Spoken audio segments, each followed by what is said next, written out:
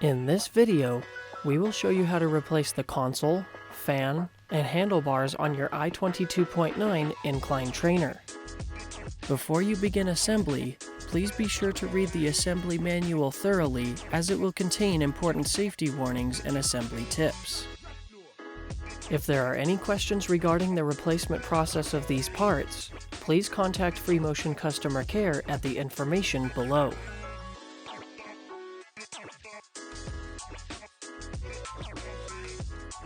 To begin, first, locate the console cover. Using a Phillips screwdriver, remove all 4 of the screws affixing it to the console frame and set it aside. Next, remove the 2 screws holding the fan assembly to the console frame. Then, remove the 6 screws along the bottom to loosen the console insert. Once the console insert and fan are free, lift upward, carefully, then disconnect each of the wires and move on to the replacement of the fan assembly. To remove the fan assembly from the console insert, start by unplugging the harness coming from the fan. Then, using a Phillips screwdriver, remove the 4 screws securing it.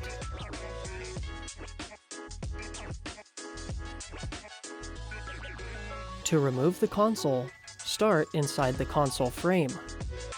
Unplug each of the wires that attach the console to the console insert, then remove each of the 4 9/16" bolts.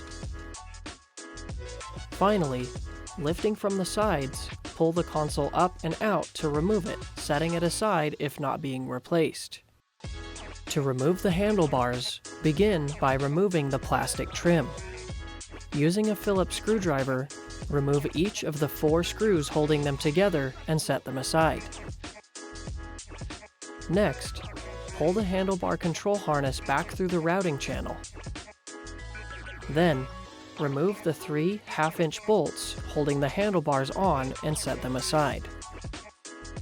Finally, if replacing the handlebar controls, remove the 2 Phillips screws on the back, unplug the harness, and the controls are ready to be removed and replaced.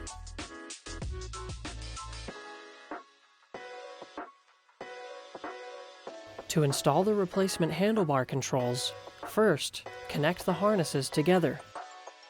Then, reinstall the 2 Phillips screws in the back and verify the buttons do not interfere with the surrounding plastic. Proceeding to the replacement handlebar, align it to the upright frame and tighten the 3 1/2" bolts to secure it. Feeding the handlebar control harness back through the routing channel, you are now ready to install the outer and inner plastic trim.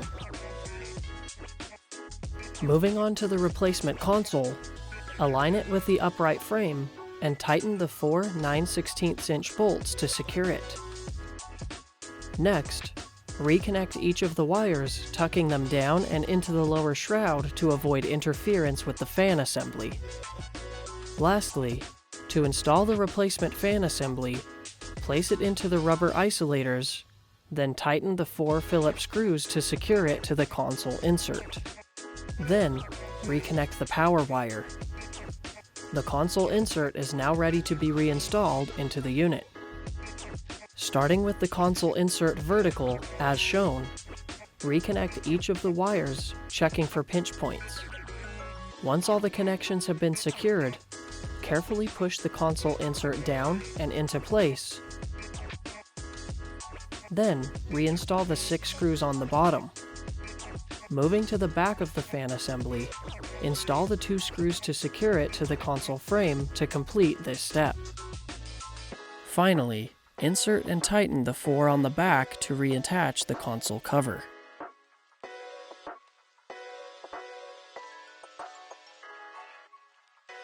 To test the unit, power the machine on. During the initial boot up, you'll be prompted to perform a series of updates. Ensure all updates are installed before using the machine. Please be aware that the update process may take several minutes. Once the update process is complete, the iFit user interface will launch and you will be brought to a workout selection screen. From this screen, the physical aspects of the machine can be tested.